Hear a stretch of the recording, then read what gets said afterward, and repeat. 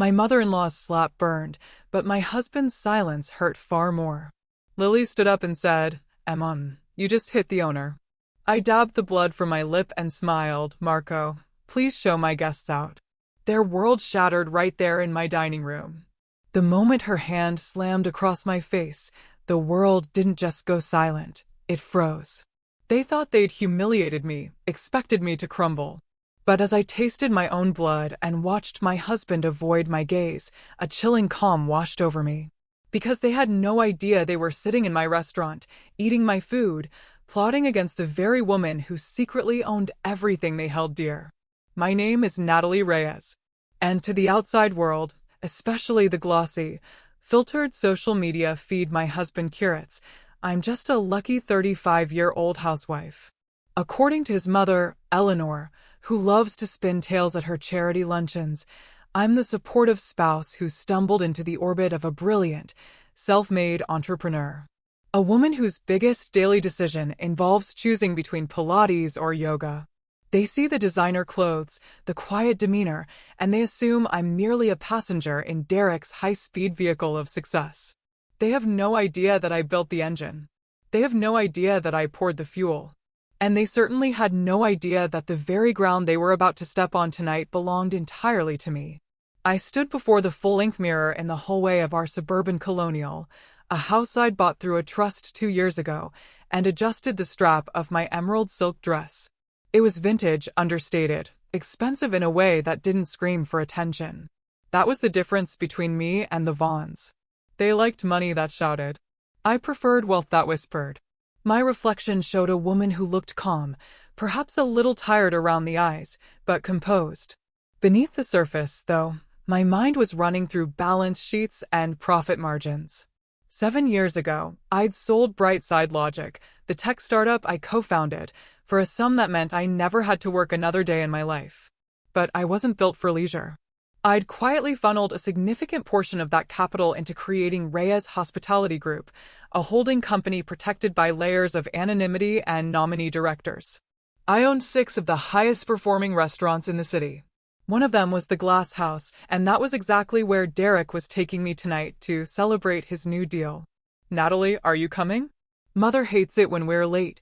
Derek's voice drifted up the stairs, tight with an impatience he barely masked. "Coming," I replied, my voice steady. I picked up my clutch and checked my phone one last time. There was a text from Eleanor Vaughn, my mother-in-law. It read, "Looking forward to seeing you. We need to have a serious talk about the future tonight." My stomach tightened, not with fear, but with a familiar, weary exhaustion.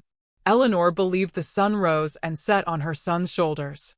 To her, I was the middle-class girl with a Latina surname who had somehow tricked her golden boy into marriage. She tolerated me because I was presentable, but she never missed an opportunity to remind me of the hierarchy. She'd critique my wine choice, my lack of knowledge about her country club's history, or my career in computers, which she viewed as blue-collar work performed in an office. She'd never outright insulted me in public, preferring a death-by-a-thousand-cuts method of polite condescension. But tonight felt different.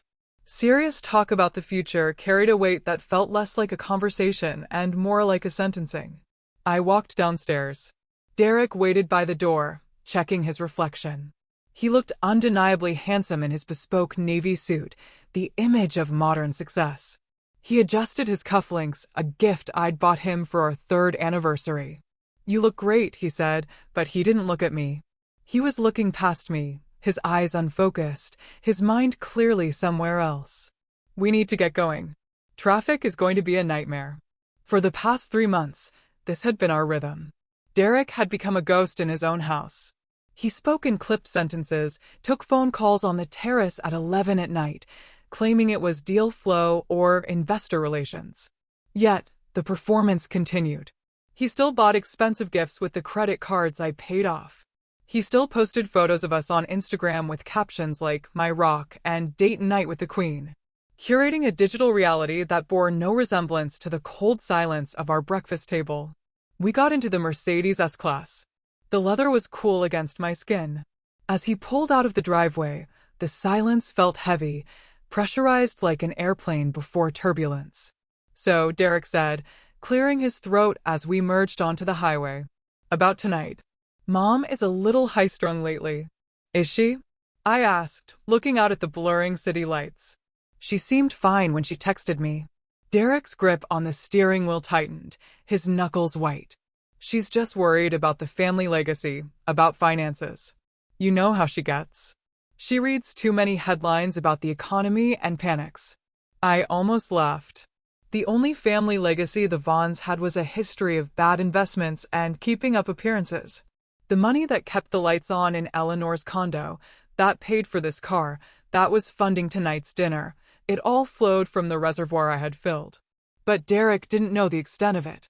He knew I had money from my company's sale, but he thought it was a fixed pot slowly draining, not a river constantly replenishing.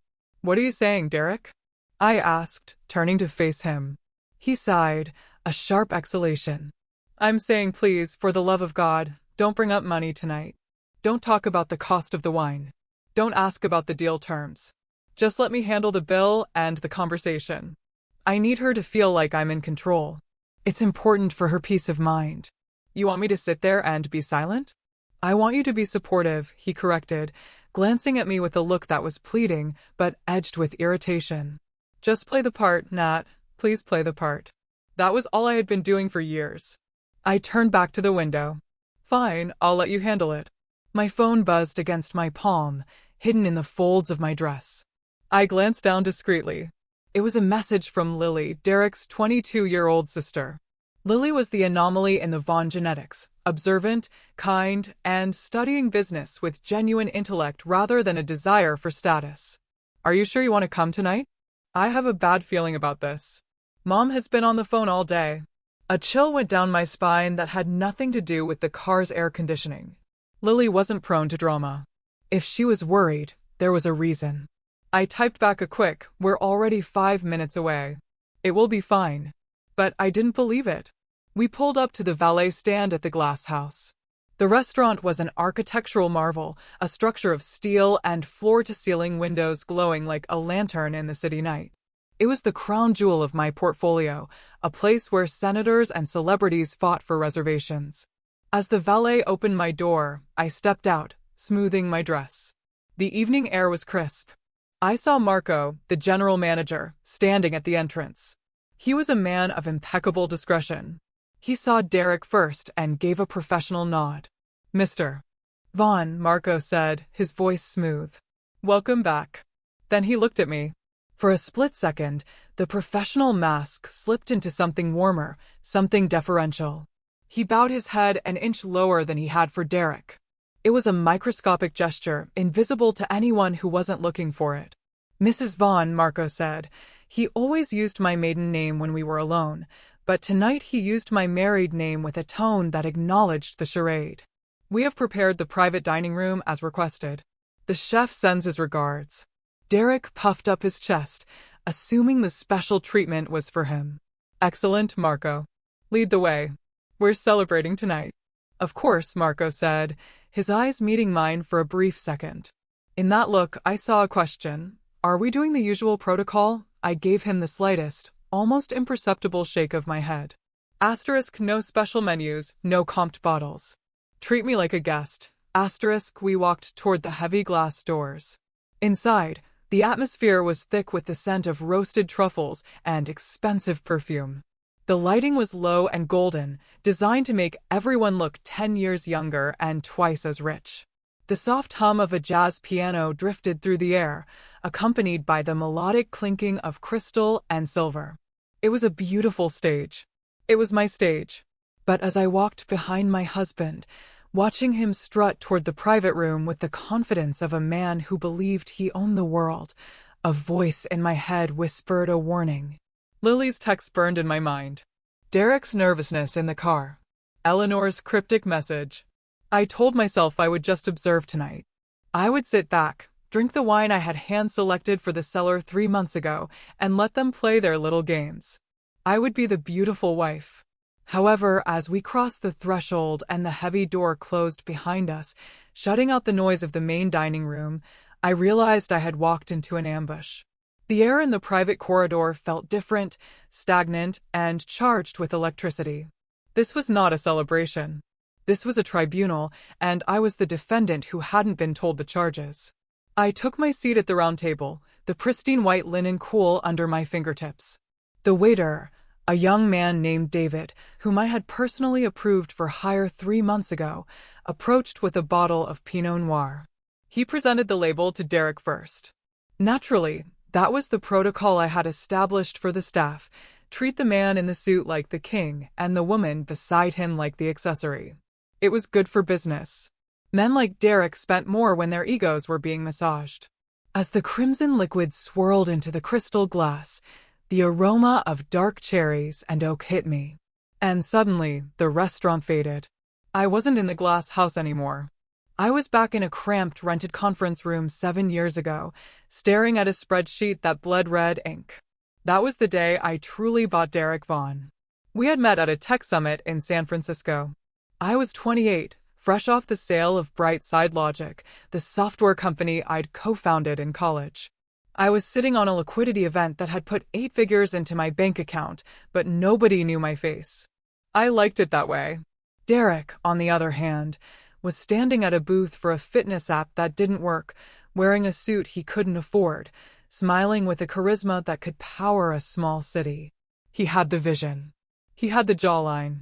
He had the ability to walk into a room and make everyone feel like they were the most important person there. What he didn't have was cash flow. I remembered sitting across from him at a coffee shop 3 days after the conference. He was trying to pitch me on investing $50,000. I looked at his finances and saw a disaster. He was 2 months away from bankruptcy. Most investors would have run. I saw an opportunity. I didn't just give him the money. I restructured him. I took his chaotic ledger and turned it into a viable business model. I paid off his high-interest credit cards. I negotiated with his vendors. When his company eventually failed because the product was fundamentally flawed, I didn't let him drown. Instead, I pivoted him. I used my capital to launch his career in venture capital, positioning him as the visionary while I stayed in the shadows, analyzing the risk. The world loves a handsome man who claims to be self-made. They don't write magazine profiles about the woman who edits the pitch deck at 2 in the morning and wires the bridge loan at 4. When I sold the second iteration of our joint ventures, the payout was substantial. We're talking about enough money to buy an island, though we settled for a portfolio of real estate and stocks. That was when I founded Reyes Hospitality Group. I wanted to build something tangible, something that smelled like roasted garlic and fresh linen, not just code on a screen. But I knew the misogyny of the market. A high-end steakhouse chain run by a woman named Natalie Reyes would get scrutinized differently than one run by a dynamic male entrepreneur. So, I built walls to hide behind. I set up a complex web of trusts and nominee companies. On paper, Reyes Hospitality Group was owned by a generic entity called Aurora Holdings, based in Delaware.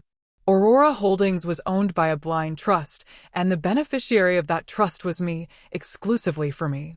When we opened the glass house, Derek gave the interviews. He stood in front of the cameras, cutting the ribbon, talking about his passion for culinary excellence. I stood 3 feet behind him, holding his jacket, while the press called me his lovely wife. I took a sip of the wine.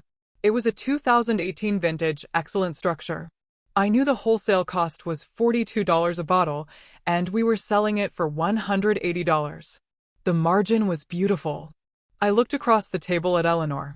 She was beaming at the menu, running her finger over the prices she had no intention of paying. This scene triggered another memory, sharp and bitter as bile. It was 3 years ago, at the launch party for Derek's firm, Vaughn Capital. We were in a ballroom in Manhattan. Eleanor had cornered a group of investors, clutching a glass of champagne a little too tightly. "My Derek has always been a provider," she had said, her voice carrying over the music. "He built all of this from nothing. Absolutely nothing. It's a rare thing these days to see a man who stands on his own 2 feet without relying on handouts or inheritance." She had cast a sideways glance at me then. She knew my parents were middle-class school teachers. She assumed my little tech job in my 20s had paid for a nice car and nothing more. She had no idea that the check paying for the ballroom, the champagne in her hand, and the suit on her son's back had been signed by me that morning. That night, listening to her erase my existence from my own success story, I realized something terrifying. Eleanor wasn't just annoying. She was a liability. And Derek, standing next to her, nodding along to her praise, was complicit. He enjoyed the myth too much. He had started to believe his own press releases. The next morning, I called my lawyer, Sarah. I need to restructure the new acquisitions, I'd told her. Derek hated paperwork. He called it legal mumbo-jumbo. He just wanted to sign the final page and take the photo. So, we drafted the operating agreements for the new entities, including the one that leased the land for the glass house. The structure was aggressive. Derek held a 40% equity stake in the management company, which gave him the title of managing partner and a generous salary. But the actual assets, the real estate, the intellectual property, the liquor license, were held by my holding company. I controlled the board. I controlled the bank accounts. I controlled the lease. Derek never read the operating agreement. He saw the salary figure, $300,000 a year plus bonuses, and signed with a flourish using the expensive Montblanc pen I had bought him. He joked that night over dinner, "Baby, why do we need all these 50-page documents? We're family. What's mine is yours. Right?" "Right," I had said, smiling over my salad. "It's just for tax purposes, Derek. You know how the IRS is." He nodded sagely, pretending to understand, and went back to checking his Instagram likes. He didn't know that "what's mine is yours" didn't apply to the equity split. He didn't know that Clause 7.3 of the agreement gave the majority shareholder, me, the right to remove the managing partner for conduct detrimental to the reputation of the business. I looked at Lily, who had just arrived and was sliding into the seat next to me. She looked pale. Lily was the only one who had glimpsed the man behind the curtain, or rather, the woman. For years ago, when she was 18, Lily needed a summer internship for her business degree. Derek was too busy being a visionary to help her, so I brought her into the back office of Reyes Hospitality. I placed her in accounts payable. It was unglamorous work, entering invoices and reconciling checks. One afternoon, I walked in to find her staring at a K-1 tax form. It was a document that listed the distribution of profits for the fiscal year. "Natalie," she had said, her voice trembling slightly. "This says you're the general partner, and Derek is listed as a limited partner with restricted voting rights." I had closed the door to the office, my heart rate spiking for a second before I leveled it out. "Lily, business structures are complicated." "This isn't complicated," she replied, looking at me with wide, intelligent eyes. "This says you own everything. Mom thinks Derek pays for your lifestyle." "Your brother works hard," I said, choosing my words carefully. "He's the face of the brand." "That's a job in itself. But yes, the capital and the risk are mine." "Does he know?" she asked. "He knows what he wants to know," I answered. "And Lily, this stays in this room. If this gets out, it undermines Derek's authority with the staff. It hurts the business, and the business pays for your tuition." It was a gentle threat, but a threat nonetheless. Lily nodded slowly. From that day on, her attitude toward me changed. She stopped looking at me with the vague pity Eleanor projected and started looking at me with a mix of awe and fear. She knew I was carrying the weight of the entire Vaughn lifestyle on my shoulders. Back in the present, I picked up the menu. It was heavy, bound in leather. I didn't need to open it. I knew the food cost percentage on the sea base was 22%. I knew the truffle risotto was our highest margin item. I knew the chef, Gordon, was currently fighting with his sous chef about the plating of the duck. "I think I'll have the lobster thermidor," Eleanor announced, snapping her menu shut. "And we should order a bottle of Cabernet, the expensive one, Derek. We're celebrating after all." "Of course, Mother," Derek said, his voice tight. He signaled for the sommelier without asking me. He was performing the role of the patriarch, the provider. I watched him, feeling a strange detachment. It was like watching an actor on a stage where the scenery was about to collapse. He was ordering wine he couldn't afford in a restaurant he didn't own to impress a mother who despised the woman paying for it all. The irony was suffocating. I had built this life to protect him. I had constructed this golden cage so he could feel like a lion. But somewhere along the way, he had forgotten who held the key. My lawyer's words from our last meeting echoed in my head. Natalie, you don't need to scream to be heard. You don't need to make a scene. You possess the ultimate leverage. You are the bank. When the time comes, you don't need to say a word. You just need to stop signing the checks. Paperwork speaks louder than insults. I looked at the heavy silverware on the table. The knife was sharp. The reflection in the blade distorted my face, making me look monstrous, or perhaps formidable. Natalie, you're being very quiet, Eleanor said, her voice dripping with false concern. I hope you're not overwhelmed by the prices. Derek has this covered, you know. I smiled at her. It was a terrifyingly calm smile. I'm not worried about the prices, Eleanor, I said softly. I was just thinking about the value of things and who actually pays for them. Derek shot me a warning look. Stick to the script, his eyes said. I picked up my water glass. I'm rewriting the script, darling, I thought. You just don't know it yet. The appetizers had just arrived, a platter of oysters on crushed ice that Eleanor was already critiquing for being too small when the vibration started. It was a low, persistent buzz against the mahogany table. Derek's phone. He had placed it face down next to his bread plate, a universal gesture of a man trying to hide something while pretending to be fully present. Buzz, buzz, buzz. You're popular tonight, I said, skewering a lemon wedge with my cocktail fork. My voice was light casual. Derek flinched. He snatched the phone up and shoved it into his jacket pocket without checking the screen. Just investors, he said, his laugh tight and breathless. The deal is closing. You know how it is. They panic at the 11th hour. Of course, I replied. But maybe you should check. We wouldn't want the deal to fall through because you were eating oysters. It can wait, he said, reaching for his wine glass. As he lifted his left hand to bring the crystal goblet to his lips, his suit sleeve rode up just an inch. The screen of his Apple Watch, which was synced to the phone he had just hidden, lit up with a fresh notification. The text was bright white against the black background, and because I had spent a decade training my eyes to catch errors in lines of coding, I read it in a single heartbeat. Miranda Holloway. Remember, her reaction is your leverage with the board.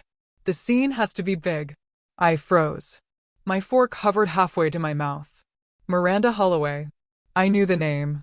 She was the CEO of Northbridge Quantum, a fintech firm Derek had been desperate to partner with. She was sharp, aggressive, and known for eating weaker executives for breakfast.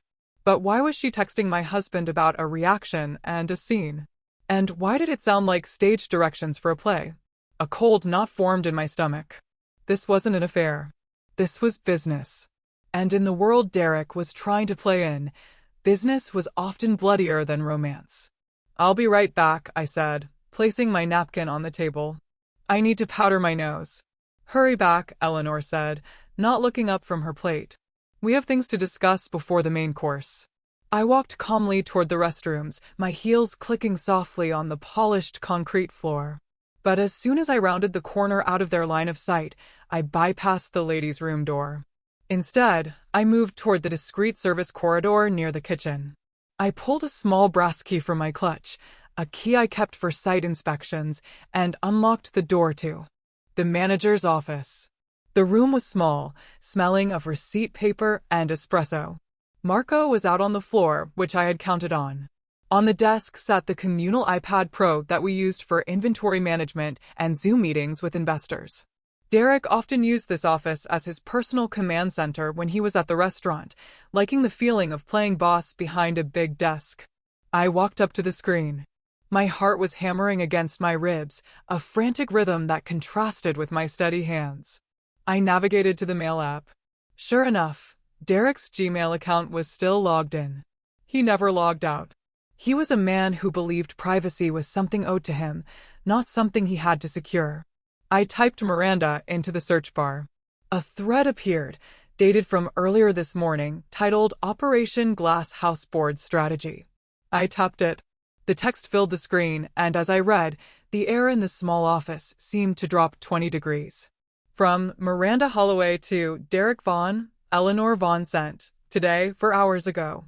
Derek, make sure the pacing is right. The investors are nervous about the optics of your liquidity. They see your wife as a liability. A housewife with spending power but no strategic value. My board needs to see you cut the cord. A man who cannot control his wife cannot control money. The scene needs to be public. It needs to be visceral. If she cries, if she screams, if she makes a fool of herself in a high-end establishment, we have the narrative we need. She is unstable, emotional, and unfit to be a decision-maker in the family trust. That gives us the grounds to enforce the postnuptial amendment immediately under the duress clause. I felt bile rise in my throat. They weren't just asking for a divorce. They were engineering a breakdown. They wanted to provoke me into a public display of emotion so they could paint me as the crazy, spending-addicted wife who needed to be managed. I scrolled down to Eleanor's reply. From Eleanor Vaughn to Miranda Holloway, Derek Vaughn, don't worry, Miranda. I know exactly which buttons to push. She's weak. She has always been insecure about her background and the fact that she hasn't given Derek a child yet. I will handle the provocation. You just make sure the lawyers are ready. The girl has nothing to lose, really. Her name isn't on any of the family assets. She is just a squatter in Derek's life. Let me handle it. A squatter. The woman who paid for the roof over her head, the surgery for her husband's heart condition last year, and the very device her son was likely texting on right now. A squatter. The audacity was so immense it was almost impressive. At the bottom of the email was a PDF attachment. Vaughn Postnup Amendment, final.pdf. I opened it. It was brutal. It was a document designed to strip me of everything. It claimed that because I had been fully provided for during the marriage by Derek's business success, I would waive all claims to future spousal support and any interest in Vaughn Capital or its subsidiaries. It cited my lack of financial contribution as the justification. I had to grip the edge of the desk to keep from throwing the iPad across the room. If I went back out there and screamed at them, if I flipped the table, threw the wine, and acted like the betrayed wife they expected, I would be signing my own death warrant. They would have witnesses. They would have video footage.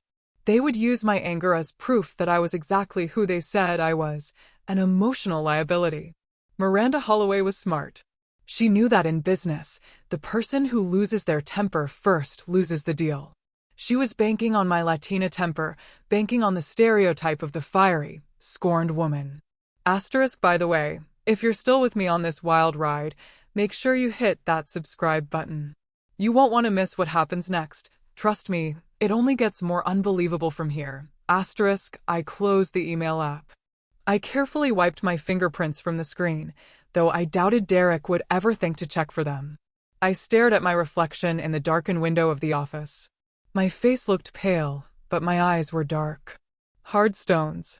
Okay, I whispered to the empty room. You want a scene? You want a performance? I opened my clutch and took out my lipstick. It was a deep blood-red shade called Vendetta. I applied it slowly, watching my mouth transform into a weapon. They wanted to trap me in a corner. They didn't realize that they were the ones locked in a cage with a tiger. They thought they were the directors of this play, but they had forgotten who owned the theater. I checked my watch. I had been gone for 6 minutes, long enough to pee, not long enough to be suspicious. I smoothed the silk of my dress over my hips. I took a deep breath, inhaling the scent of the expensive leather chair I had paid for 3 years ago. When I walked back out that door, I would not be Natalie the wife. I would not be Natalie the victim. I would be the CEO of Reyes Hospitality Group, conducting a hostile takeover of my own marriage. I unlocked the door and stepped back into the corridor. The sounds of the restaurant rushed back in, the clatter of plates, the hum of conversation, the jazz piano playing a melody that sounded deceptively cheerful. I walked toward the private dining room, my head held high. I could see them through the glass walls. Eleanor was laughing at something, her head thrown back, her pearls shaking. Derek was checking his phone again, looking nervous, sweating slightly under the collar. They were waiting for the show to start. I pushed open the glass door and smiled at them. It was the warmest, deadliest smile I had ever worn. Sorry to keep you waiting, I said, sliding into my seat. I just had to handle a little technical issue. Derek looked at me, searching my face for any sign of distress. He found none. Everything okay? He asked. Perfect, I said, unfolding my napkin. Absolutely perfect. Shall we order the main course? I saw Eleanor exchange a quick, sharp glance with Derek. Get ready, her eyes said. I picked up my wine glass and took a slow sip. Bring it on, I thought. Let's see who breaks first. The private dining room was a cube of acoustically treated glass, suspended slightly above the main floor. It offered a panoramic view of the open kitchen, a theater of stainless steel and controlled fire where 20 chefs moved with military precision. From my seat, I could see the flames licking the bottom of copper pans and the sous chefs plating with tweezers. It was a beautiful, chaotic ballet that usually filled me with pride. Tonight, however, it looked like a preparation for war. Eleanor sat across from me, a monument to old-school preservation. She had refused to check her coat, letting the white mink drape over the back of her chair like a royal mantle. The room was climate-controlled to a perfect 72 degrees, but Eleanor wore fur as armor, not for warmth. Her perfume, a heavy floral scent that retailed for $300 an ounce, fought for dominance with the delicate aroma of the truffle oil on the table. Beside her sat Richard, my father-in-law, a man who had spent 40 years fading into the beige wallpaper of his wife's life. He offered me a tight, apologetic smile before retreating behind his wine glass. Lily was to my right, the only one who seemed to belong to the real world. She wore a simple black dress and kept her hands folded in her lap, her eyes starting between her mother and brother with the vigilance of a bomb disposal technician. The architecture is striking, I suppose, Eleanor said, her voice pitched just loud enough to carry to the waiter refilling her water.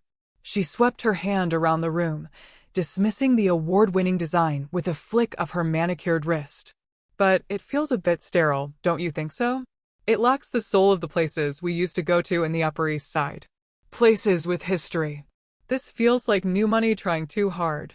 She looked at me then, a small, sharp smile playing on her lips. She was waiting for me to defend the restaurant so she could patronize me. She wanted me to say I liked it so she could explain why my taste was inferior. It's certainly modern, I replied, my voice neutral. I didn't tell her that the sterile design had won an Architectural Digest award last year. I didn't tell her that the new money feel was exactly what attracted the tech executives who spent $5,000 a night here. Derek clapped his hands together, too loudly. Well, I think it's fantastic. Top tier. Only the best for us tonight. He turned to the waiter.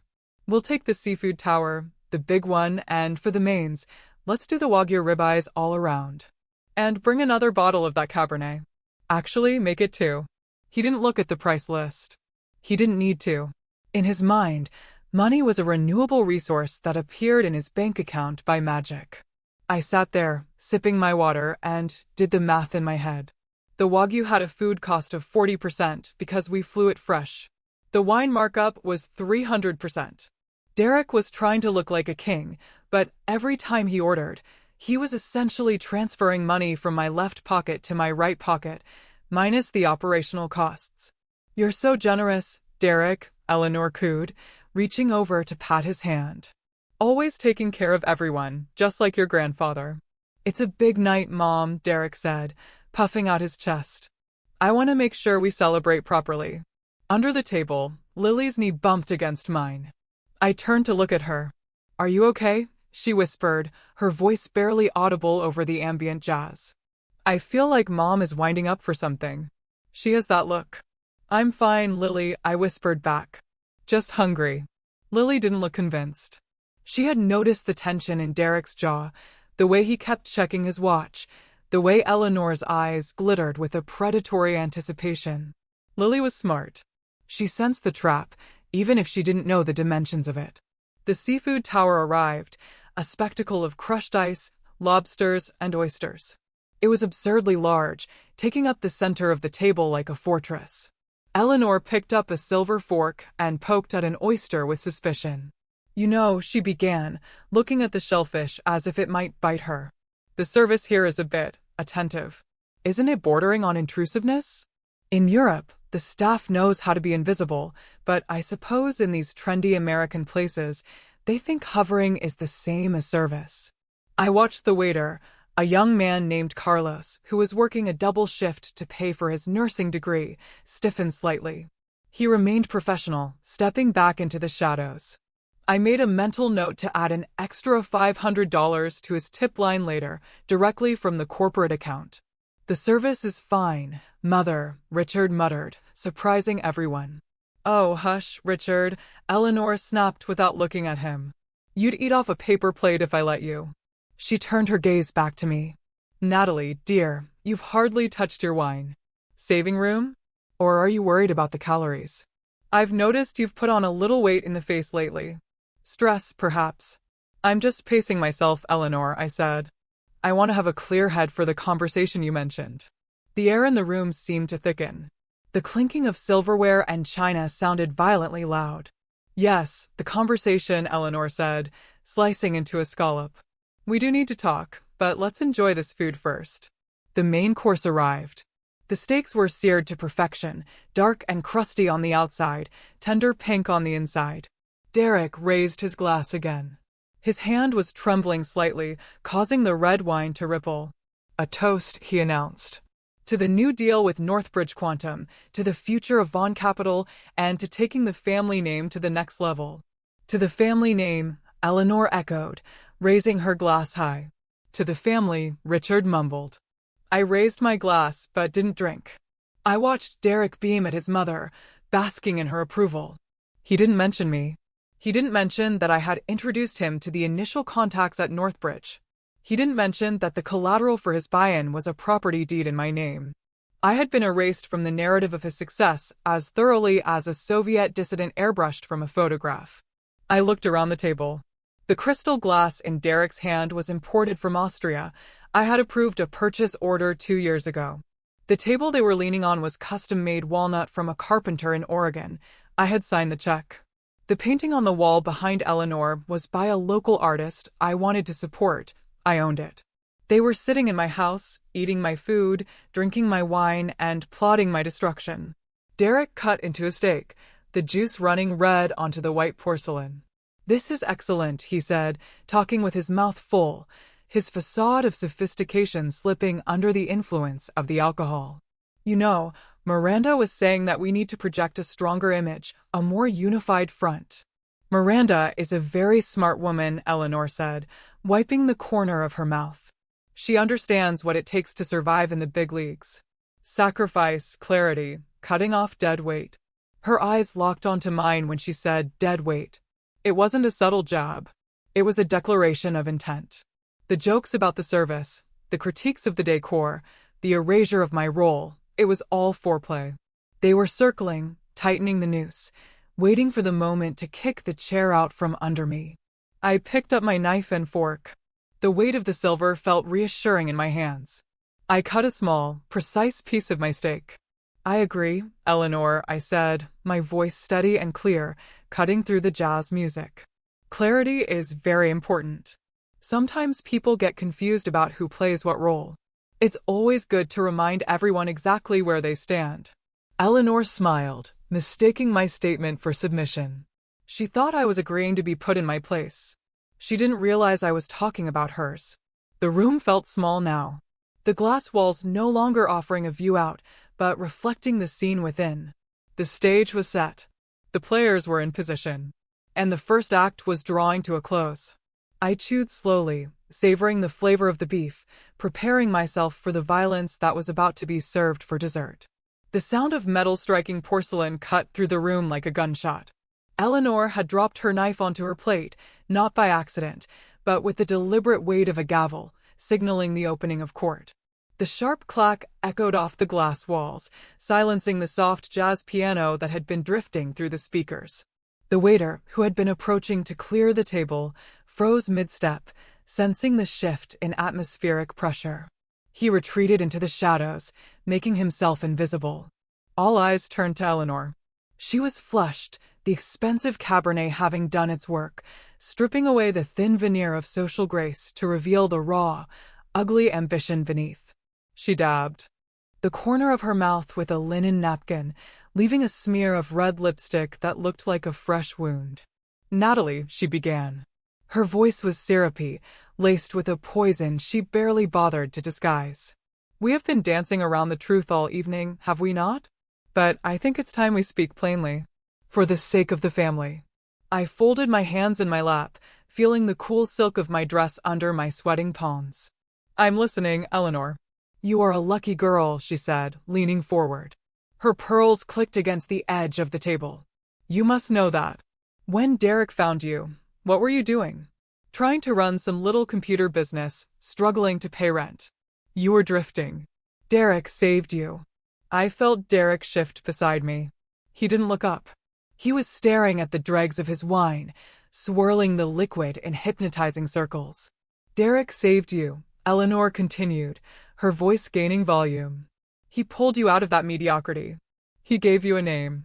He gave you this lifestyle, this dinner, the clothes on your back. He elevated you. We built this life together, I said softly. Together. Eleanor laughed. It was a harsh, barking sound. Oh, honey, don't delude yourself. You are the passenger. Derek is the driver. And frankly, the passenger is getting heavy. She took a sip of wine, her eyes narrowing. And let's be honest about the one job a wife in your position is supposed to have. It has been 7 years, Natalie. 7 years. She gestured vaguely at my stomach. And nothing. The nursery in that big house is still empty. It's a little embarrassing, isn't it? For a man of Derek's stature to have no legacy. The air left my lungs. I had expected them to come for my money. I had expected them to come for my dignity. I had not expected them to weaponize the miscarriage I had suffered 2 years ago, a grief Derek and I had never spoken of publicly. That is private, Eleanor, I said, my voice dropping to a whisper. It is not private when it affects the family line, she snapped. If you are broken, Natalie, if you cannot give this man a real family, then the very least you can do, the absolute bare minimum, is to know your place.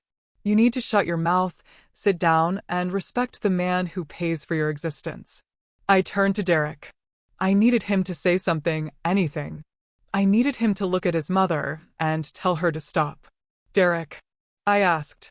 He didn't look at me. Instead, I felt a sharp kick under the table. His polished shoe dug into my shin. It was a warning. Asterisk, shut up.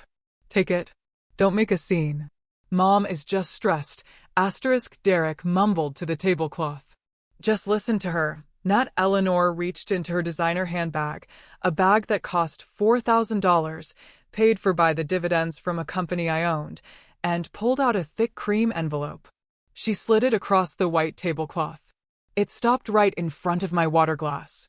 This is for the best, Eleanor said, her tone shifting to a faux businesslike rationality. It is a modification to your marital agreement. Miranda's lawyers looked it over. It simply states that, given your lack of financial contribution and your failure to produce an heir, you waive any claim to Derek's future earnings or the capital assets. You acknowledge that you have been compensated enough by simply being allowed to live this life. I looked at the envelope. I didn't need to open it. I had already read the PDF in the manager's office. Sign it, Eleanor commanded. Sign it now, in front of us, so we can all sleep soundly knowing you're not just waiting for a divorce settlement to cash out like a common gold digger. The room was deathly quiet. I could hear the hum of the ventilation system. I could feel Lily's body radiating heat beside me, tense as a coiled spring. I looked up at Eleanor. I kept my face completely smooth. And if I don't sign it? I asked. My voice was soft, devoid of the anger she was so desperate to provoke. The question seemed to short-circuit something in Eleanor's brain. She blinked, her face reddening to a deep, blotchy crimson. She wasn't used to resistance. She was used to obedience. If you don't sign it, she sputtered. Then you prove exactly what you are. A leech, a grasping, low-class nobody who clawed her way into a family that is leagues above her. She stood up. The chair scraped violently against the floor. You think you're special? She hissed, her voice rising to a shout. You are nothing without my son. You are trash wrapped in expensive silk. I looked her dead in the eye and said firmly and clearly, no, it happened in slow motion. I saw Eleanor's arm pull back. I saw the flash of her diamond bracelet under the recessed lighting. I saw the look of pure, unadulterated hatred in her eyes. I could have moved. I could have caught her wrist. I had the reflexes. But I didn't. I stayed perfectly still. I let it happen. Smack. The sound was wet and sharp, sickeningly loud in the enclosed glass room. Her palm connected with my left cheekbone with a force that snapped my head to the side. The impact blinded me for a second. A white flash exploded behind my eyelids. My ear rang with a high-pitched whine. I felt the skin of my cheek burn as if it had been touched by a hot iron. I sat there, my head turned to the right, staring at the shocked reflection of myself in the glass wall. The entire restaurant seemed to gasp. Through the glass, I saw a waiter drop a tray of drinks. The crash of breaking glass was distant, muffled. Two guests at a nearby table had stood up, their phones raised, capturing the moment the mother of the distinguished Derek Vaughn assaulted his wife. I slowly turned my head back to face them. I tasted copper. My lip was cut. I ran my tongue over the split skin, cataloging the metallic taste of my own blood. Derek shot up from his chair. "Mom," he yelled. He grabbed Eleanor's shoulders as she swayed, breathing heavily, her hands still raised as if she might strike again. "Mom, stop. That is enough," Derek said. But then he looked at me. He did not rush to my side. He did not check if I was hurt. He did not demand his mother leave. He looked at me with panic in his eyes. And then he said the words that severed the last thin thread of my marriage. "Natalie, please," he said, his voice frantic. "She's just upset. She's protecting the family. Just apologize to her and sign the paper." "Okay. Don't make this worse than it is." He wanted me to apologize for being slapped. I sat there, the red mark on my cheek glowing like a brand. I did not cry. There were no tears. The tear ducts felt dry, cauterized by the sheer heat of the betrayal. I looked at Lily. She was standing now. Her hands were covering her mouth. Her eyes were wide, filled with a horror that was quickly hardening into something else. She looked from her mother, panting like a wild animal, to her brother, cowering in his suit, and then to me, sitting straight back, bleeding and silent. In Lily's eyes, I saw the exact moment the illusion shattered. She saw the monster her mother was. She saw the coward her brother was. And she saw me, not as the victim, but as the only person in the room who was still holding the line. I touched my cheek. It throbbed. "Are you done?" I asked. My voice was terrifyingly calm. It didn't sound like my voice. It sounded like the voice of a judge reading a verdict. Eleanor stared at me, her chest heaving. She looked confused by my lack of tears. She had wanted a breakdown. She had wanted me on my knees. Instead, she had just given me the weapon I needed to destroy them all. The piano outside had stopped. The restaurant was watching. The stage was mine. The silence that followed the slap was heavy, suffocating, and absolute.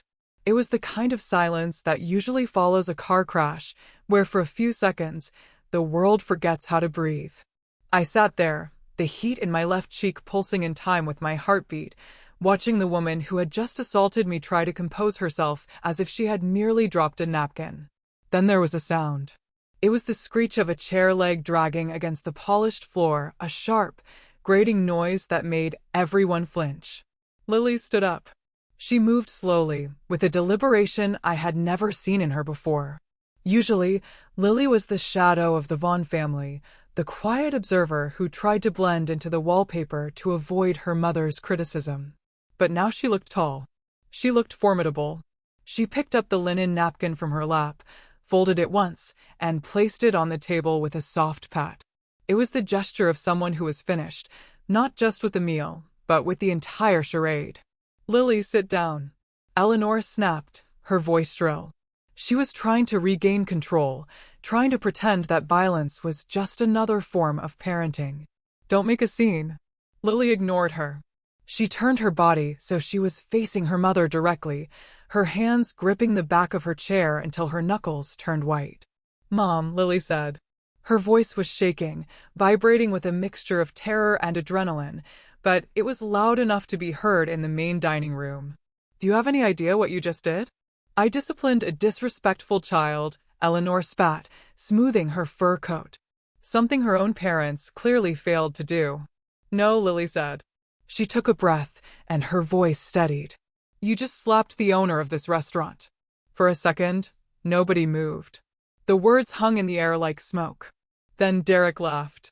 It was a nervous, wet sound. Lily, what are you talking about? Don't be dramatic. We know Natalie likes to pretend she's involved, but I'm not being dramatic, Derek. Lily shouted, cutting him off. The force of her anger made him recoil. I'm telling you the truth. The truth that I've been sitting on for 4 years. Eleanor scoffed, waving a hand dismissively. Oh, please, Natalie. She can't even afford her own handbags without your credit card. Derek, don't listen to her. She's just trying to defend her little friend. Lily turned to me. Her eyes were swimming with tears, but her jaw was set. She was asking for permission. She was asking if she could burn the house down. I looked at her. I didn't nod. I didn't smile. I just held her gaze, my face a mask of cold calm, and blinked slowly. Go ahead, my eyes said. Burn it all. Lily turned back to the table, her gaze locking onto her brother. Do you remember my internship, Derek? She asked, her voice dropping to a lethal, conversational tone. The summer I worked in accounting. You were too busy flying to Miami for conferences to notice, but I was processing the filings for the holding companies. So? Derek said, looking confused. You worked for the family business? I worked for Reyes Hospitality Group, Lily corrected him. I saw the incorporation papers, Derek. I saw the capitalization tables. I saw the bank signatures. She pointed a trembling finger at me.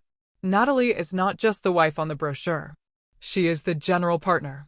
She owns 90% of the equity in the holding company that owns the Glass House, the Onyx Room, and Verve. You are a minority stakeholder with 0 voting rights in the operating entity. You are an employee. Derek's face went slack. That's not true. I signed the franchise agreement. I am the managing director. Did you read it? Lily asked, her voice dripping with pity. Did you actually read the 40-page document you signed last October? Or did you just look for the page with your salary on it and sign where the little X was? Derek opened his mouth, but no sound came out. He looked at me, his eyes wide with a dawning, terrifying realization. He was remembering the papers. He was remembering how I had handed them to him with a glass of scotch, telling him it was standard legal stuff to protect us from liability. She owns the building, Mom, Lily said, turning to Eleanor. She owns the land. She owns the wine cellar you just raided. She pays the chef. She pays the valet. Every single person in this building works for Natalie Reyes. And you just slapped her in the middle of her own dining room. Lies. Eleanor hissed. Though her voice lacked its usual conviction, she looked around the room, desperate for an ally. This is just manipulation. She brainwashed you, Lily. Suddenly, the glass door to our private room slid open. It wasn't a waiter. It was Marco, the general manager. He had been hovering outside, waiting for my signal. But he had decided that the sound of a slap was signal enough. He walked in, his spine straight, his face a mask of professional fury. He didn't look at Derek. He didn't look at Eleanor. He walked straight to the head of the table where I Saturday, Mrs. Vaughn, Marco said. His voice was deep and carried to every corner of the room. He used my married name, but he said it with a deference that made it sound like a title of nobility. I apologize for the disturbance. I have security on standby. He paused, then added, loud and clear, if you wish, we can terminate this dinner immediately. As the proprietor, you have the right to refuse service to anyone who violates the code of conduct, even family. The word proprietor hit Eleanor like a physical blow. She slumped back in her chair, her mouth opening and closing like a fish out of water. Proprietor, she whispered. But Derek said. Derek lied, Lily said ruthlessly. Or he was too stupid to know the truth. Does it matter? The silence in the restaurant had shifted. It was no longer the silence of shock. It was the silence of judgment. Through the glass walls, I could see guests openly staring. A woman at the table nearest to us was holding her phone up, the red recording light blinking steadily. Eleanor saw the phone too. Her face was drained of color. She was a woman who lived for reputation, and she suddenly realized she was starring in a viral video that would end her social standing in this city forever. This is a joke, Eleanor stammered, trying to force a laugh. It came out as a strangled croak. A very funny joke, Natalie. You really had us going. Marco, bring the check. We're leaving. There is no check for you, madam, Marco said coldly. Mrs. Reyes, he corrected himself, using my maiden name. A subtle twist of the knife covers all operational costs. However, I must ask you to lower your voice.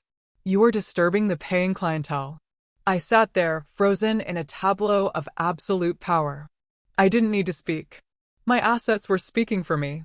My staff was speaking for me. My sister-in-law was speaking for me. I picked up my napkin and dabbed the cut on my lip.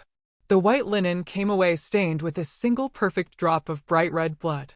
I looked at the stain, then placed the napkin on the table, right next to the insulting contract Eleanor had tried to force me to sign. Lily took a step back from the table. She looked exhausted, as if the burst of energy had drained her, but she stood her ground. Mom, Derek, Lily said. Her voice was quiet now, sad. I think the best thing you can do is get up and walk out of here right now. Before the police are called, because we are currently humiliating the woman who signs the paychecks for every single person in that kitchen. I am not leaving until we sort this out. Derek shouted, finding his voice at last. He slammed his hand on the table, rattling the silverware. Natalie, tell them. Tell them this is a misunderstanding. I looked at him, really looked at him. For 7 years, I had seen a partner.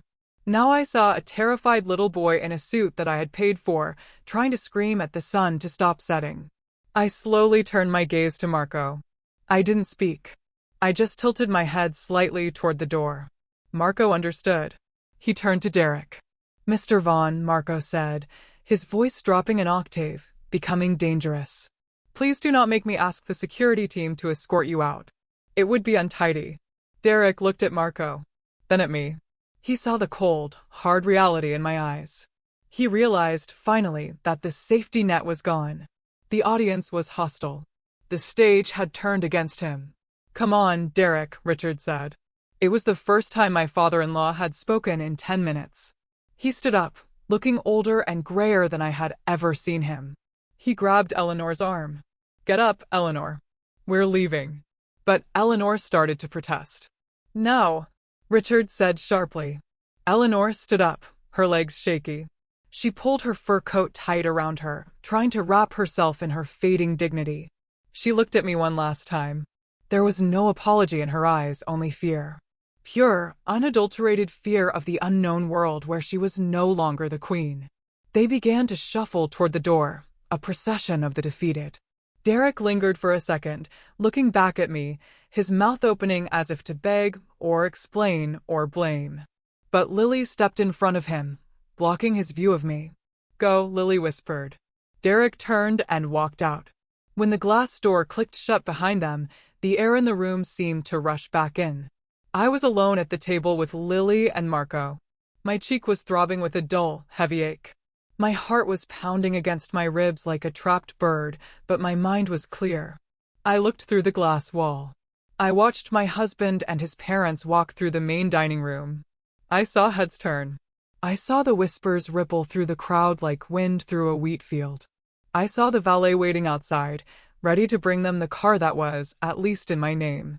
Marco poured a fresh glass of water and placed it gently in front of me. Are you all right, Mrs. Reyes? He asked softly. I took a sip of the water. It was cool and clean, washing away the metallic taste of blood. I am fine, Marco, I said. My voice was steady. I'm just ready for the next course. Lily sat back down in her chair. She looked at me, her eyes red-rimmed. She reached out and took my hand. Her fingers were cold, but her grip was strong. I'm sorry, she whispered. I'm so sorry I didn't say it sooner. I squeezed her hand. You said it when it mattered, Lily. That is enough. I looked at the empty chairs where my family had sat just moments ago. The space they left behind didn't feel empty. It felt clean. It felt like the ground after a forest fire. Scorched, yes, but cleared of all the dead wood, ready for something new to grow. The pianist in the main room hesitated, then began to play again. It was a different song this time, something slower, something with a backbone. I touched the contract Eleanor had left behind. I picked it up, tore it in half, and dropped the pieces onto her unfinished plate of lobster. The show was over. The critics had been silenced. Now the real work, the dismantling of Derek Vaughn's life, could truly begin.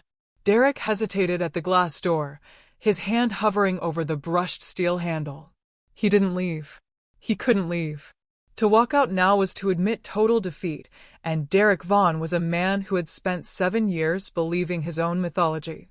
He turned back toward the table, his face contorted in a desperate, pleading mask. "Lily, stop talking nonsense," he said, his voice cracking slightly. He looked at me, his eyes wide and wet, trying to summon the charm that had worked on me for nearly a decade. "Natalie, honey, don't listen to her. Mom is just overwhelmed. She drank too much wine. You know how she gets. We're going to go home. We're going to order takeout and talk about this like adults. Just us. We're a team. Remember we?" He was still using that word. He was still trying to drape the blanket of our marriage over the wreckage his mother had created. I picked up my phone. It was time to redefine the pronouns in this relationship. I didn't look at him. I looked at the screen. I opened the commercial banking app that managed the finances for Reyes Hospitality Group. I navigated to the corporate credit card tab.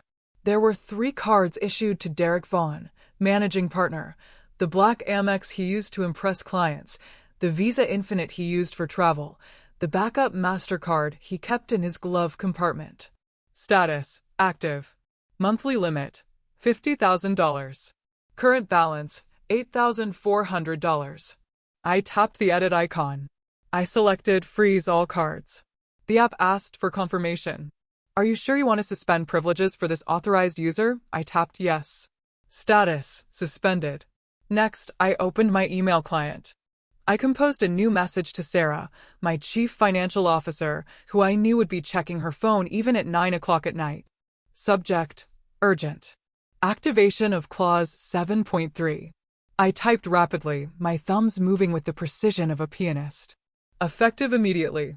Suspend all signing authority for Derek Vaughn pending an emergency board review. Attached is evidence of conspiracy to defraud a majority shareholder and intent to coerce signatures under duress. I attached the screenshots of the emails between Eleanor, Derek, and Miranda that I had captured in the manager's office. I hit send. The entire process took less than 30 seconds. In half a minute, I had severed the financial arteries that kept Derek's ego alive.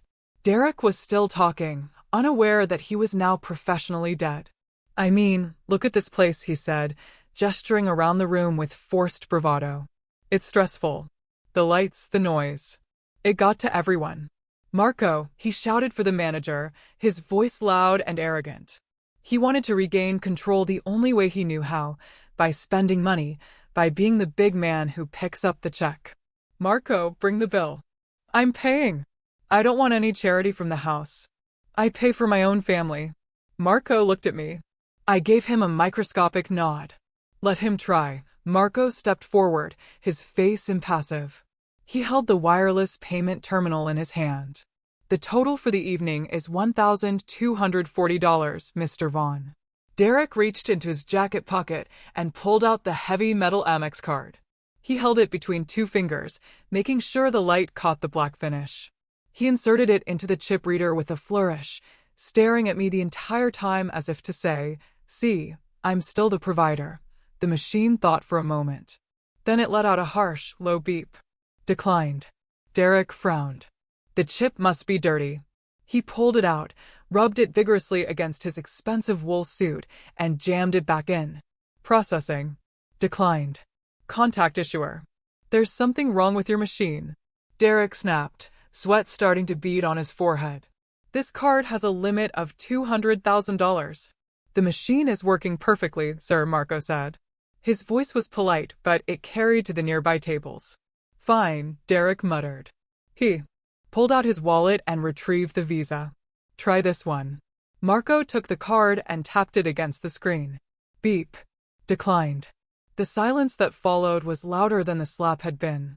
Derek stared at the little black machine as if it were an alien artifact. He looked at me, and for the first time, the true horror of his situation dawned on him.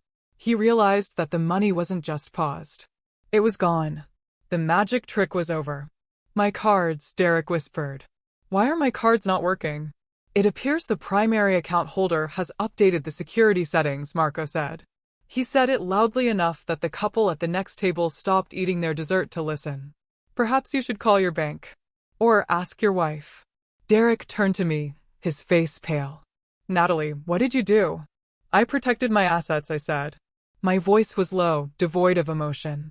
You said you wanted to take care of things, Derek. I'm just letting you see how far you can get on your own. Eleanor, who had been watching in stunned silence, suddenly gasped. She began digging frantically in her small clutch. I have cash, she stammered. I think I have $300 and Richard has some in his wallet. Richard, give me your wallet. She was terrified. The humiliation of having her son's cards declined in a high society restaurant was a fate worse than death for her. Put your money away, Eleanor, I said. My voice was sharp, cutting through her panic. I have already instructed the finance department to mark this dinner as an internal write-off. I will not have you telling your bridge club that I took your pension money to pay for your meal. I am not taking charity from you.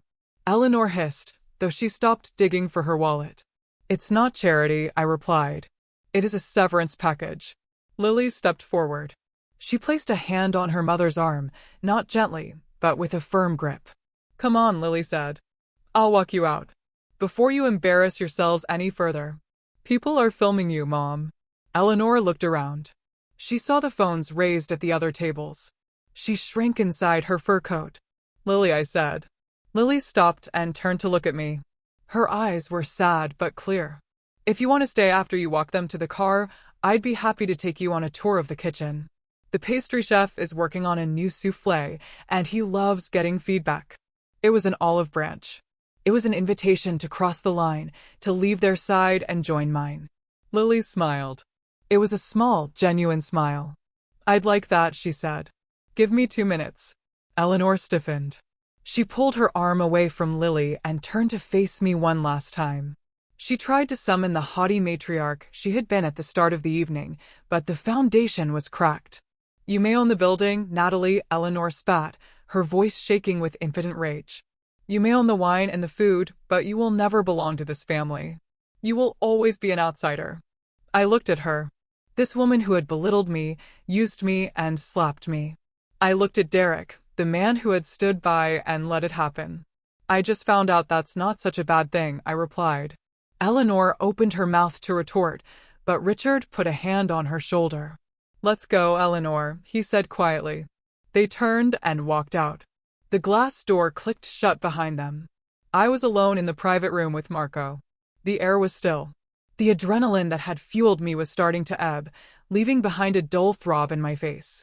I slowly raised my hand and touched my left cheek. It was hot to the touch. It would be bruised by tomorrow. But as I pressed my fingers against the tender skin, I did not feel shame. I felt clarity. The pain was a punctuation mark at the end of a very long, very bad sentence. I looked at Marco. Clear the table, please, I said. And tell the chef I'm coming back to say hello. Yes, Mrs. Reyes, Marco said. I sat there for a moment longer, listening to the fading echo of their footsteps. Feeling the weight of the phone in my hand, the remote control to a life I was finally starting to live on my own terms. I did not go back to the sprawling colonial house in the suburbs that night. That house, with its manicured lawn and the nursery that Eleanor so loved to criticize, was a stage set for a play that had been cancelled.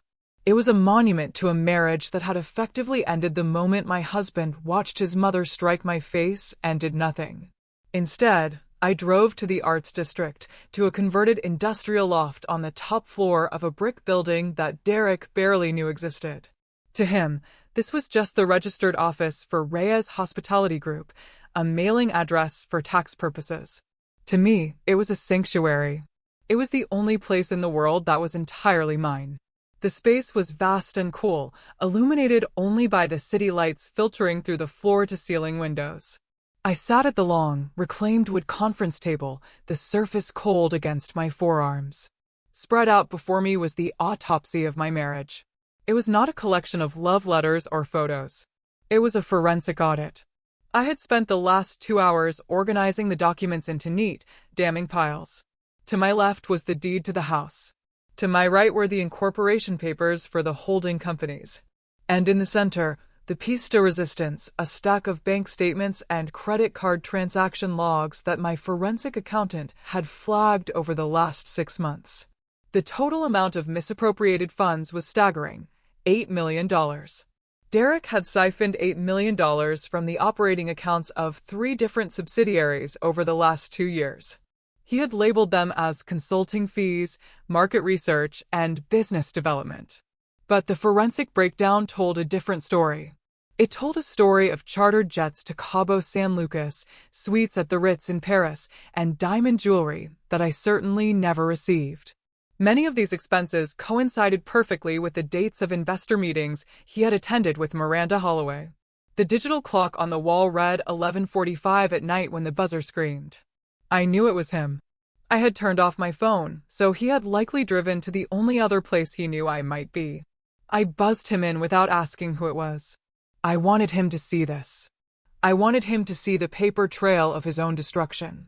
When the elevator doors slid open directly into the loft, Derek looked like a man who had been through a war zone. His tie was undone, hanging loosely around his neck like a noose. His shirt was wrinkled, stained with sweat and wine. His eyes were bloodshot, rimmed with the exhaustion of a man who had spent the last 3 hours arguing with his mother and screaming at bank representatives who refused to talk to him. He stepped into the room, looking around the shadowy industrial space as if he had never seen it before. In a way, he hadn't. He had never bothered to visit the engine room of the machine that printed his money. Natalie, he breathed, his voice ragged. He walked toward the table, his hands shaking. You cannot do this. You cannot just lock me out. You are destroying us. Us. He was still clinging to the plural. He was still trying to hide behind the collective noun. There is no us, Derek, I said. My voice was calm, echoing slightly in the large room. There is just a plaintiff and a defendant. Stop talking like a lawyer, he shouted, slamming his hand onto the back of a leather chair. I am your husband. My mother, she was out of line, I admit that. She was drunk, she's old. Fashioned. But you freezing the accounts, humiliating me in front of Marco. That was cruel, Natalie. That was vindictive. Sit down, Derek, I said. I don't want to sit down. Sit down, I repeated, my voice dropping to a register that brokered no argument, or I will call the police and have you arrested for trespassing. And given the current state of your credit cards, I don't think you can afford bail. He froze. The reality of his powerlessness hit him again. He pulled out the chair and sank into it, looking smaller than I had ever seen him. I picked up the first document, the printout of the email chain between him, Eleanor, and Miranda. I slid it across the table. It stopped inches from his hands. Read it, I said. He looked down. He recognized it immediately. Natalie, this is just talk. Miranda is aggressive. She was just brainstorming strategies to handle the board. I never agreed to. You didn't object, I cut in. You discussed the pacing. You discussed the optics. You conspired with a third party to provoke your wife into a mental health crisis in a public setting to trigger a duress clause in a post-nuptial agreement. In legal terms, Derek, that is conspiracy to commit fraud and infliction of emotional distress. It was a test, he pleaded, leaning forward. Miranda said we needed to see if you could handle the pressure of the high-stakes world. If you had just stayed calm, I did stay calm, I reminded him. I am still calm. That is why you are terrified. I picked up the next stack of papers, the bank statements. Let's talk about the $8 million, I said. Derek's face went gray. The color drained out of him so fast I thought he might faint. I can explain that, he stammered. Investments. Seed capital. You know, I've been looking into crypto and, don't lie to me, Derek, I said softly. I have the receipts. The week in Aspen, the one you said was a tech retreat. The bill for the chalet lists 2 guests, Mr. Derek Vaughn and Miss Miranda Holloway. I slid the paper across the table. And the Cartier bracelet, purchased in Miami, I continued, sliding another sheet, the one charged to the Reyes Hospitality Equipment Fund. I checked my jewelry box, Derek, it's not there. He stared at the papers, his mouth opening and closing. There was no spin that could fix this. There was no charm that could smile this away. You are not a self-made millionaire, Derek, I said, leaning back in my chair. You are a poster boy. You are a marketing asset that I created because the business world prefers to write checks to men with square jaws. I built the portfolio. I structured the deals. I wrote the code for the original product. All you did was wear the suit and read the lines I wrote for you. I worked hard, he cried, tears welling in his eyes. I went to the meetings. I shook hands. You spent the money, I corrected. You spent $8 million of company funds on a lifestyle you did not earn and a mistress who was helping you plot to steal the rest of it. The room fell silent. The hum of the refrigerator in the kitchenette was the only sound. What do you want? Derek whispered finally. Do you want a divorce? Take the house. Take the cars. Just don't ruin me. I don't want the house, I said. And I don't need to take the cars. I already own them. Here's what is going to happen.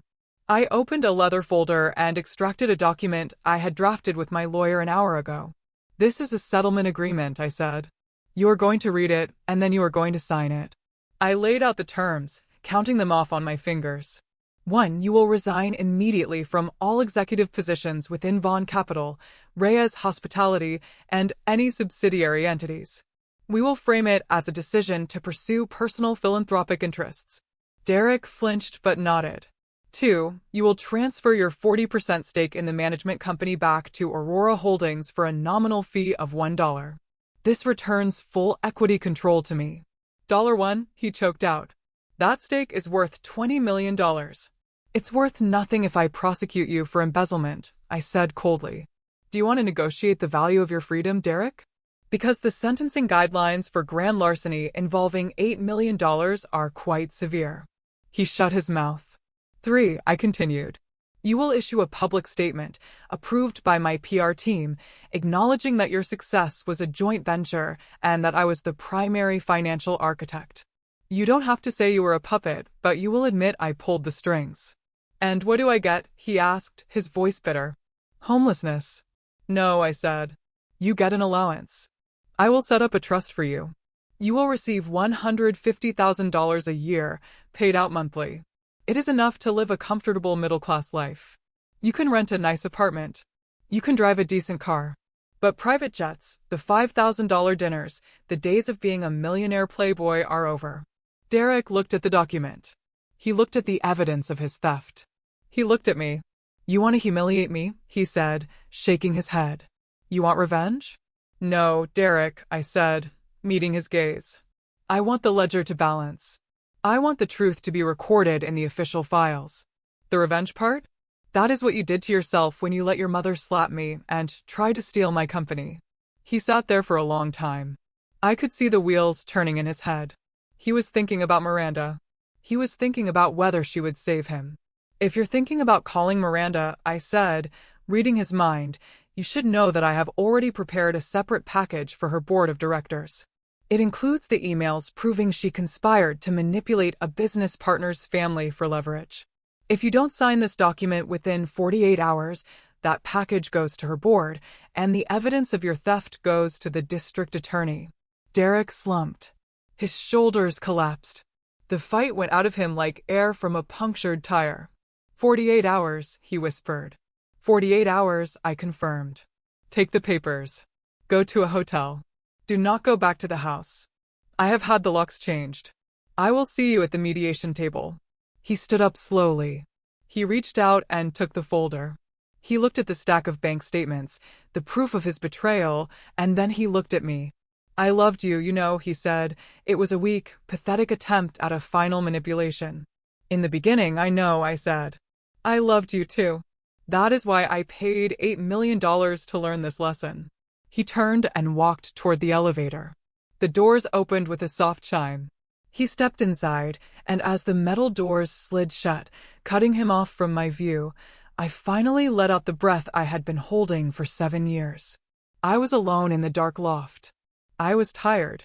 My cheeks still throbbed. But for the first time in a decade, my net worth was calculated not in dollars, but in truth. And I was very, very rich. 3 weeks later, we met in a neutral zone. It was a conference room on the 42nd floor of a law firm that belonged to neither my counsel nor theirs. The room was a study in intimidation, featuring a table made of a single slab of black marble and a view of the city that reduced the people below to the size of insects.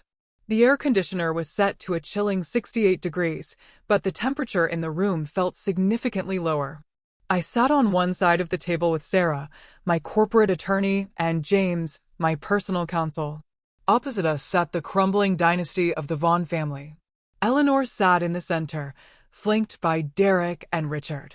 She wore a severe charcoal gray suit that looked like armor, her hair sprayed into a helmet of perfection. She did not look at me. She stared at the water pitcher in the center of the table as if her sheer force of will could turn it into wine. Derek looked like a ghost. He had lost 10 pounds since the night at the loft. His suit hung loosely on his frame, and there were dark circles under his eyes that no amount of concealer could hide. Beside him, Richard sat hunched over, his hands clasped tightly on the table, looking like a man waiting for a sentencing hearing. Lily sat at the far end of the table, slightly apart from her family, signaling a physical, emotional separation that Eleanor had clearly noted with disdain. "Let us begin," Sarah said, opening a thick binder. Her voice was crisp, professional, and utterly devoid of pity. "We're here to finalize the separation of assets and the restructuring of the corporate entities known as Vaughn Capital and Reyes Hospitality Group." Eleanor's lawyer, a man named Mr. Henderson, who charged $600 an hour to look bored, leaned forward. "My client, Mr. Vaughn, asserts that his contributions to the brand equity entitle him to a significant severance package far exceeding the allowance Mrs. Reyes has proposed." "Mr. Vaughn has no leverage," Sarah replied, not even looking up from her notes. "Let us be clear about the ownership structure, as it seems there has been some confusion within the family." She projected a chart onto the screen on the wall. It was a complex web of entities, but the color coding was simple. Everything in blue belonged to me. Everything in red belonged to Derek. The screen was almost entirely blue. "Derek Vaughn holds a minority, non-voting interest in the operating company," Sarah explained, using a laser pointer to circle a tiny sliver of the pie chart. "However, under the terms of the original operating agreement, specifically Clause 7.3, any executive who engages in conduct detrimental to the company or conspires to defraud the majority shareholder triggers an automatic buyback option." Sarah paused and looked directly at Derek. "The emails you exchanged with Miranda Holloway and your mother regarding the dinner at the Glass House constitute a conspiracy to commit fraud and inflict reputational damage. Therefore, Mrs. Reyes is exercising her right to buy back your shares at book value. The current book value of your shares, given the debt you have incurred through unauthorized spending, is $400,000. Derek flinched.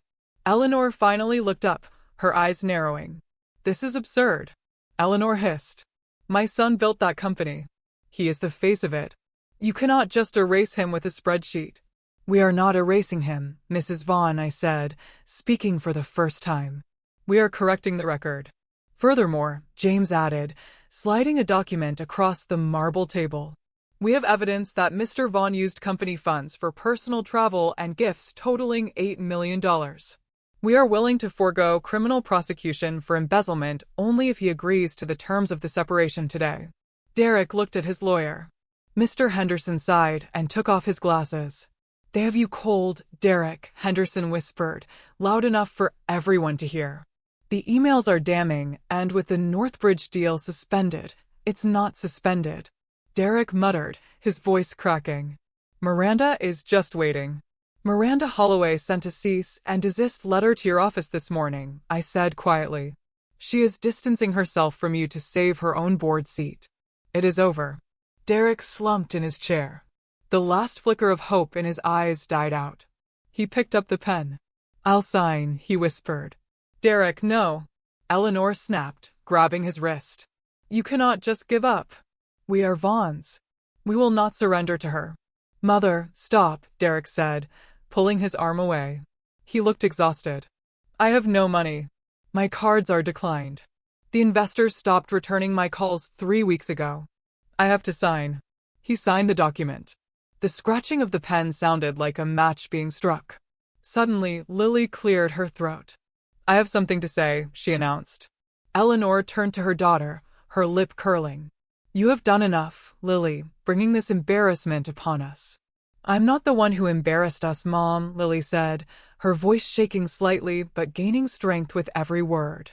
"I want to make sure something is entered into the record, because for 20 years I have watched you treat Natalie like she was lucky to be in this room, like she was a guest who overstayed her welcome."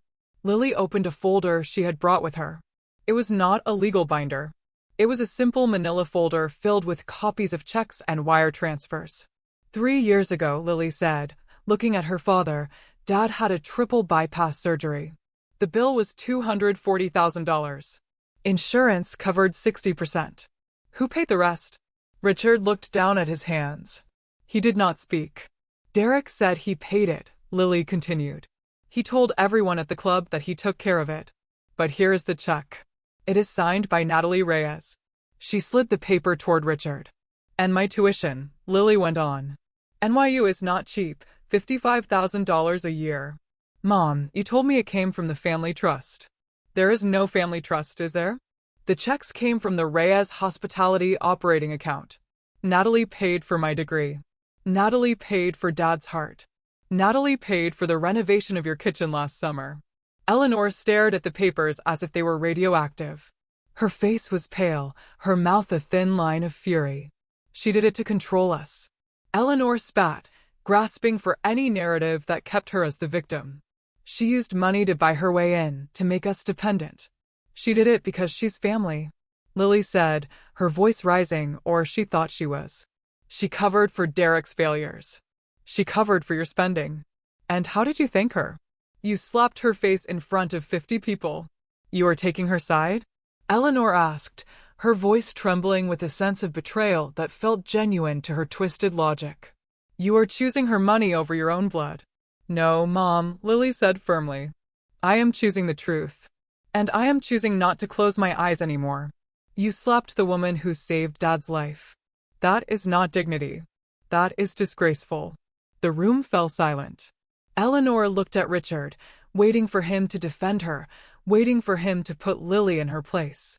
But Richard just stared at the check with his signature on the medical release form, next to mine. I looked at Eleanor. She was cornered, stripped of her moral high ground, exposed as a charity case in designer clothing. It was time to deliver the final blow. "I have one more condition," I said. Sarah slid a single sheet of paper toward Eleanor. "What is this?" Eleanor asked, looking at it with disdain. "It is a non-disclosure and non-disparagement agreement," I explained. "And a voluntary restraining order." "You want to silence me?" Eleanor laughed.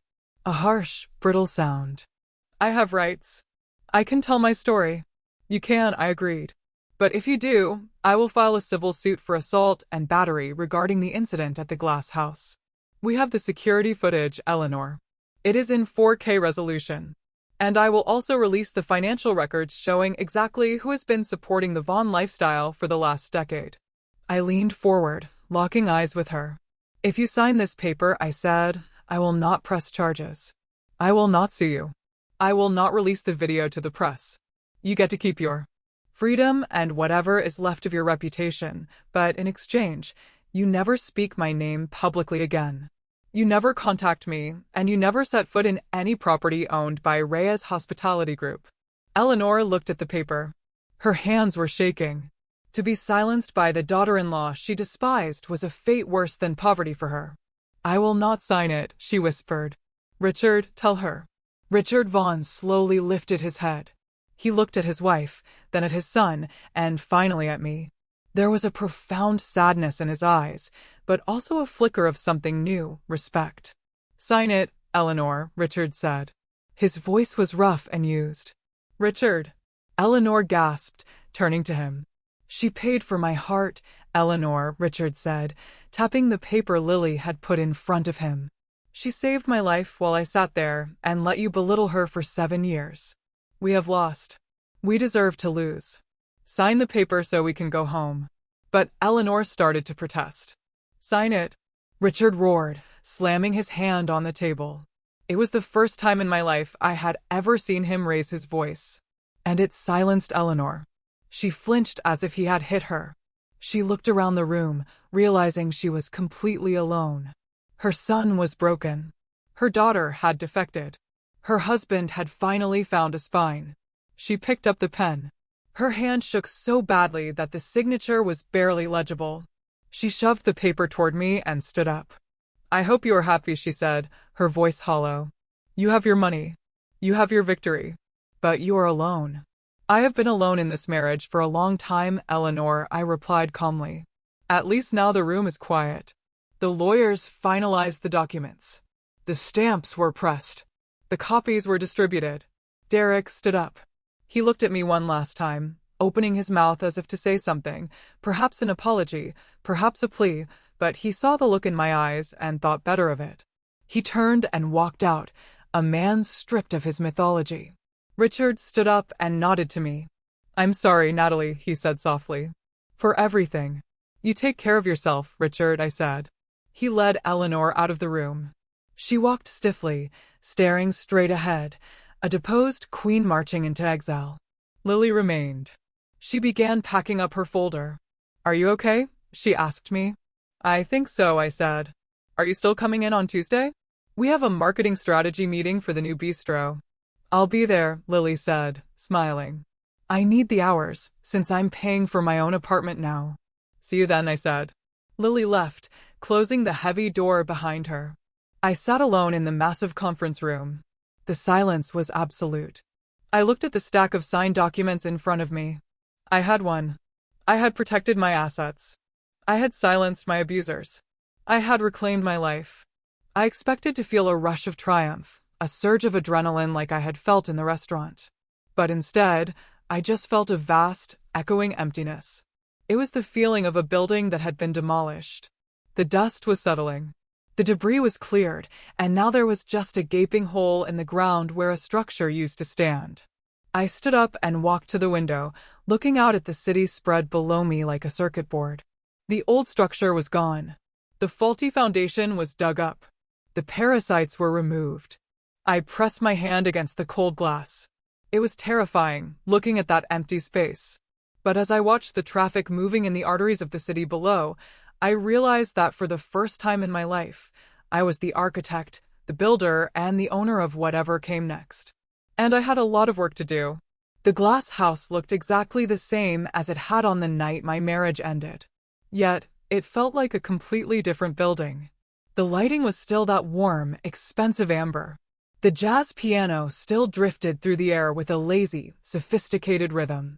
But the tension that had once made the air thick enough to choke on was gone, replaced by the genuine hum of people who actually liked each other. I sat at the head of the long table in the private dining room, the same room where Eleanor had slapped me. But tonight, the glass walls did not feel like a cage. They felt like a viewing deck. Around me sat the people who had helped me reclaim my life. To my left was Marco, my general manager, who had stood like a sentinel when my world was collapsing. To my right was Sarah, the lawyer who had turned my grief into a weapon of mass destruction. Across from me sat Chef Gordon, who had prepared a special tasting menu for us. And next to him was Lily. Lily looked different. She was wearing a structured blazer and her hair was pulled back. She was no longer the terrified little sister. She was the executive assistant to the CEO of Reyes Hospitality Group. She had spent the last 2 weeks organizing my calendar and learning the intricacies of supply chain management, showing an aptitude for business that Derek had never possessed. "To the new chapter," Marco said, raising his glass of vintage champagne. "To the boss," Chef Gordon added with a grin. We clinked glasses. The crystals sang a clear, happy note. As I took a sip, my phone buzzed on the table. It was a notification from the Wall Street Journal Business Alerts. I picked it up and read the headline, "Vaughn Capital Restructures. Founder Derek Vaughn steps down, acknowledges strategic guidance of spouse in early success." It was done. Earlier that afternoon at the district courthouse, Derek had signed the final settlement. It was a document devoid of emotion but heavy with consequence. He had formally waived any claim to the appreciation of my assets. He had returned the 40% stake in the management company that he had essentially stolen. And most importantly to me, he had signed off on a public statement. It was not a humiliating confession. I had no interest in destroying him publicly just for the sport of it. It was simply a correction of the record. The statement read that while Derek had served as the public face of the company, the founding capital, strategic architecture, and operational oversight had been provided by Natalie Reyes. It was the truth. And reading it in black and white, formatted in the stark font of a major financial publication, I did not feel a surge of malicious glee. I felt a profound, quiet lightness. It was the feeling of setting down a heavy backpack after a 10-mile hike. "Is it out?" Sarah asked, seeing me look at the phone. "It is out," I nodded. "Good," Sarah said, slicing into her duck confit. "Now maybe his creditors will stop calling my office asking if he's still solvent." I put the phone away. "Let's not talk about him. Tonight is about us." I stood up. The table went quiet. Through the glass walls, I could see the staff on the main floor pausing in their work to look up. I had asked Marco to gather everyone for a brief moment before the dinner rush fully kicked in. I walked out of the private room and stood on the small landing that overlooked the main dining area. The kitchen staff, the servers, the busboys, they all looked up. They knew the rumors. They knew about the slap. They knew about the frozen credit cards. But they had never heard from me directly. "Good evening, everyone," I said. My voice was steady, amplified slightly by the acoustics of the room. "I know there has been a lot of drama in this building recently. I know you have seen things that usually happen in soap operas, not in professional establishments." A few of the servers chuckled. "For a long time," I continued, "I stayed in the shadows. I let someone else take the credit for the work we did here because I thought it was what a good wife was supposed to do. I thought protecting his ego was more important than claiming my own reality." I looked at Marco, then at Lily, and finally back at the team. I was wrong. This restaurant, the Glass House, was built on a simple idea. That quality speaks for itself. That truth matters.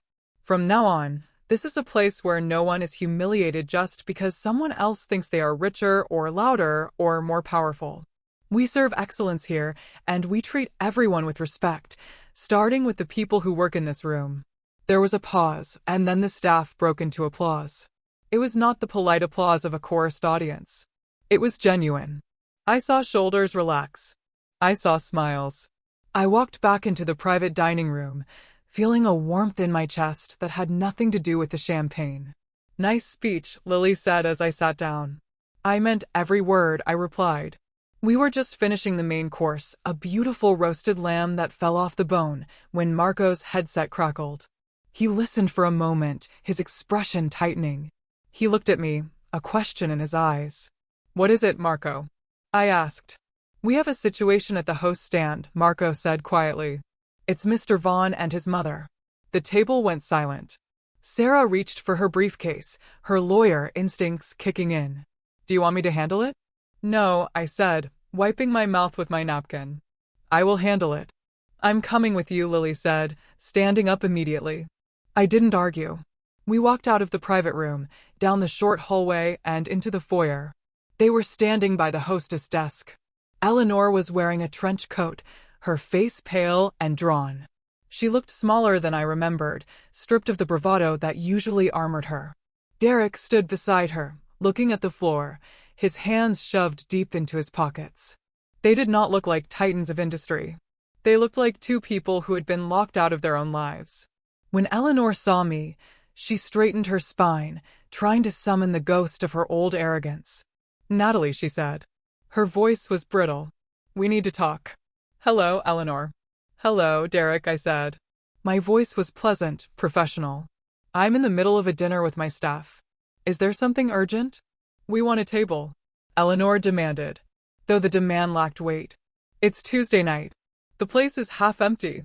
We have a right to eat here." "Actually, we are fully booked," I said, glancing at the reservation screen. It was a lie, but it was my lie to tell. "And even if we were not, this is a private establishment. We reserve the right to refuse service." "You're going to kick us out?"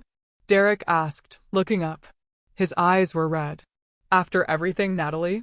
"I signed the papers." I gave you what you wanted. Can't we just have a meal for old time's sake? He still didn't get it. He thought the signing of the papers was a transaction that bought him forgiveness. He did not understand that the currency between us had been devalued to zero. This is not about the papers, Derek, I said. This is about boundaries. I am not your wife anymore. I am the owner of a restaurant where you caused a scene and abused the staff. You are a liability.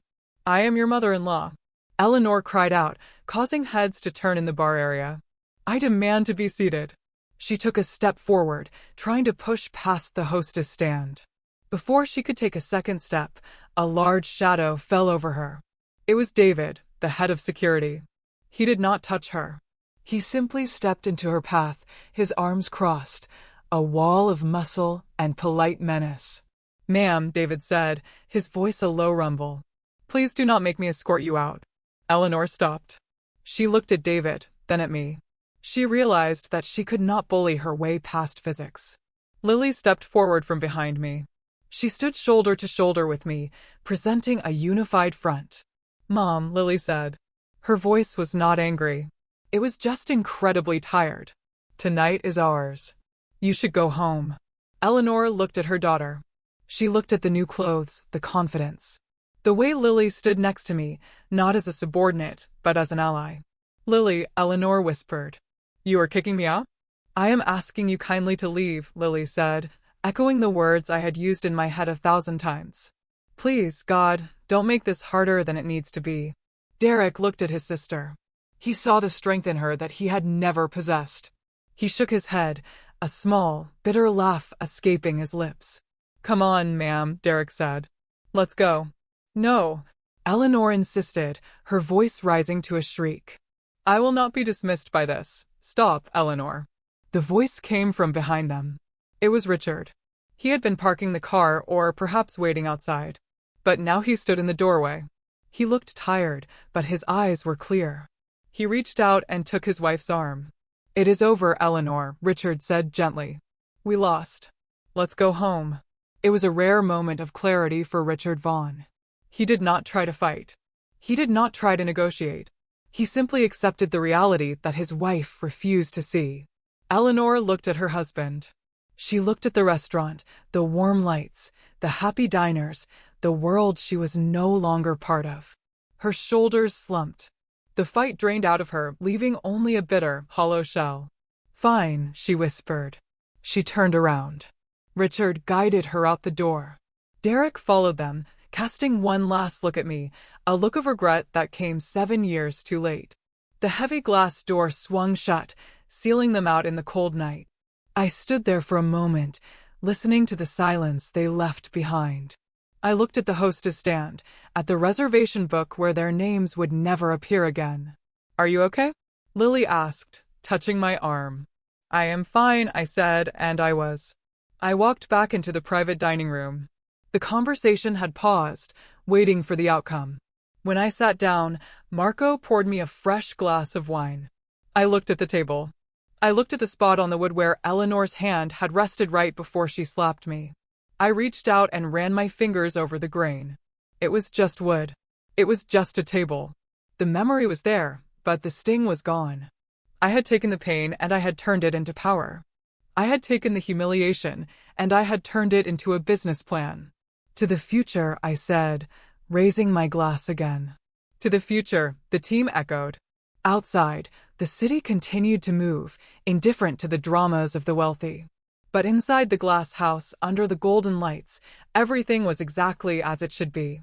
The traitor was gone, the bully was banished, and the woman who had been slapped was now the one deciding who got to stay for dessert.